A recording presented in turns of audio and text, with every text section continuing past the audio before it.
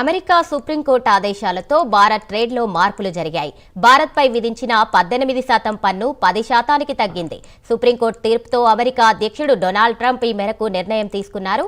America దిగుమతులపై 10% ప్రపంచ సుంకాలను అమలు చేస్తూ ట్రంప్ కార్యనిర్వాహక ఉత్తర్వులపై సంతకం చేశారు. ఇక ఇదే అంశానికి సంబంధించి మా నేషనల్ బ్యూరో చీఫ్ కళా అందిస్తారు. కళా, చెప్పండి. ఆకాంక్ష దాదాపు మనకు ఏదైతే అర్ధరాత్రి డొనాల్డ్ ట్రంప్ చేసినటువంటి ఒక కీలకమైనటువంటి ప్రకటన, అంతకన్నా ముందుగా సుప్రీంకోర్టు ఏదైతే కీలకమైనటువంటి ఉత్తర్వుతో డొనాల్డ్ ట్రంప్ కి ఇచ్చినటువంటి షాకుతో ఒక కీలకమైనటువంటి ప్రెస్ మీట్ పెట్టడము, అందులో అంటే సుప్రీంకోర్టు ఇచ్చిన దానికన్నా కూడా తీర్పు కన్నా ముందుగా నా దగ్గర ఇంకొక ప్లాన్ బి యాక్షన్ ఉంది, దానిని నేను అమలు చేస్తానంటూ కూడా దానిని యాక్షన్ ప్లాన్ చేసినటువంటి సంతకం చేసినటువంటి ఒక కీలకమైనటువంటి ప్రకటన. దాదాపు అన్ని దేశాలతో ఏదైతే టారిఫ్లను అంటే నిర్ణయించుకొని ముందుకు వెళ్తున్నటువంటిది డొనాల్డ్ ట్రంప్ మరొకటి ఇక్కడ కీలకమైనటువంటి సంతకం చేసి దాదాపు ఏ దేశాలైతే ఉన్నాయో సుప్రీంకోర్టు తీర్పు ఇచ్చినటువంటి కాకుండా డొనాల్డ్ ట్రంప్ ఏదైతే ఆదేశాల ప్రకారంగా రానున్నటువంటి తను ఇంతకు ముందు ఏదైతే వాణిజ్యపరమైనటువంటి ఒప్పందాలను కుదుర్చుకున్న దేశాలు ఖచ్చితంగా 10% టారిఫ్ ను చెల్లించాలి అంటూ కూడా సంతకం చేయడం అన్నది ఇక్కడ చాలా కీలకంగా ఉన్నటువంటి అంశం. ముఖ్యంగా అంటే దాదాపు మనకు 18 రోజుల క్రితంగా ఏదైతే భారత్ అమెరికా మధ్యలో జరిగినటువంటి వాణిజ్యపరమైనటువంటి ఒప్పందాలు 18% ఏదైతే ఉందో అది ఇప్పుడు 10%కి తగ్గడము అన్నది ఒక కీలకమైనటువంటి అంశము. ఈ అంశాన్ని ఖచ్చితంగా మనము అంటే 18% నుంచి 10%కి తగ్గితే చాలా అంటే ఒక గుడ్ న్యూస్ అనుకోవచ్చు. కానీ ఒక అంశాన్ని ఇక్కడ మనం ఖచ్చితంగా ఇక్కడ చెప్పాలి, ఎందుకంటే ట్రంప్ తీసుకున్నటువంటి నిర్ణయము ఇటు వాణిజ్యపరమైనటువంటి అంశాలకు సంబంధించినటువంటిది భారత్ ఏ విధంగా అడుగు వేయబోతుంది అన్నది ఇక్కడ చాలా కీలకం.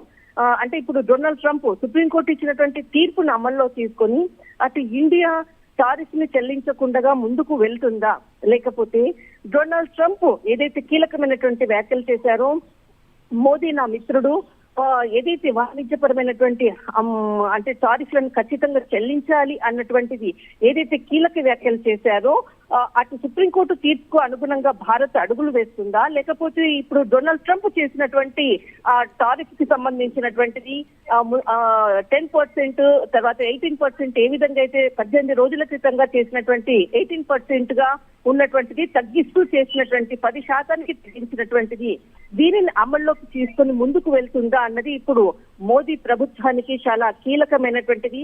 అంటే ఇప్పుడు భారత్ వాణిజ్య ఒప్పందం నుండి వైదొలగడానికి ధైర్యం చేస్తుందా, లేకపోతే ట్రంప్ విధించినట్లుగా ఏదైతే టారిఫ్లను చెల్లించడానికి ముందుకు వెళ్తుందా అన్నదే ఇప్పుడు చాలా బిగ్ క్వశ్చన్. ఇక్కడ దాదాపు ఇప్పటికే కూడా అటు విపక్షాలు కూడా గలమెత్తాయి. 18 రోజులు ఆగింటే ఖచ్చితంగా ఈ రోజు సుప్రీంకోర్టు ఇచ్చినటువంటి తీర్పు ఏదైతే ఉందో ఆ తీర్పుకు అనుగుణంగా భారత్ రైతులకు అంత కూడా లాభం లభించేది. కానీ ఇప్పుడు ఏదైతే టారిఫ్లను మళ్ళీ 10% అని అంటున్నారు, ఇటు భారత ప్రభుత్వ వైఖరి ఏంటి అన్నది ఇక్కడ విపక్షాలు ప్రశ్నిస్తున్నటువంటి అంశము. కానీ ఇక్కడ టారిఫ్లను తగ్గించాను అన్నటువంటిది ఒక కీలక ప్రకటన. అటు మోదీ ప్రభుత్వాన్ని ఏ విధంగా స్పందిస్తుంది అంటే విపక్షాలు చేసేటటువంటి ప్రశ్నల పరంపర. కానీ ఇప్పుడు ఖచ్చితంగా భారత ప్రభుత్వం దీని గురించి ఒక కీలకంగా మాత్రం ఒక అప్డేట్ మాత్రం ప్రకటించేటటువంటి అవకాశం ఉంది.